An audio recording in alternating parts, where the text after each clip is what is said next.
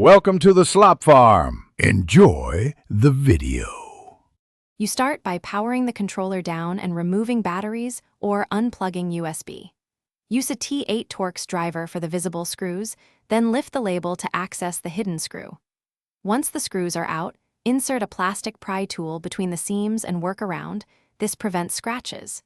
You need to detach the backplate slowly because a ribbon cable connects to the board.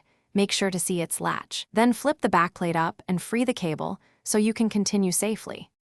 You'll now remove the top shell screws and lift the faceplate away to expose the bumper assembly. If the bumper sits on a small PCB, either desolder the micro switch or unclip the connector carefully. This preserves the board. Once free, remove the old bumper, transfer any springs or guides, and fit the replacement into the same orientation. Make sure the bumper travel feels smooth. Aligning the spring and post prevents misfires. Once satisfied, reconnect the micro switch or solder joints, maintaining solid contacts. You're finishing by reconnecting the ribbon cable and loosely seating the backplate, then reinsert screws just enough to hold parts while you test bumpers with batteries or a USB connection. Once the triggers respond cleanly, tighten screws evenly so plastic isn't warped.